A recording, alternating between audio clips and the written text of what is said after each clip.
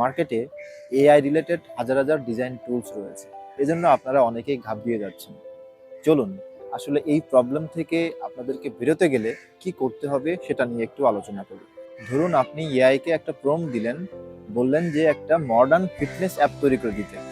AI সুন্দর মতো আপনার স্কিনগুলো ডিজাইন করে দিল, কিন্তু আপনি তখনই ধাক্কা খেলেন যখন আপনি সেটাকে ইউজার টেস্টিং করতে গেলেন। ইউজার বলল আপনার অ্যাপটা খুবই সুন্দর, কিন্তু আমার সমস্যা সমাধান করছে না। তার মানে কি দাঁড়ালো, আপনাকে আগে প্রবলেম ফ্রেমিং করতে হবে, ইউএক্স থিঙ্কিং করতে হবে। আপনি যদি সঠিকভাবে প্রম্পটটা লিখতেন যে আপনার ইউজার ব্যায়াম ধরে রাখতে পারছে না, তার জন্য কি করতে হবে, তাকে কি নোটিফিকেশন পাঠাইতে হবে নাকি মোটিভেশন দিতে হবে।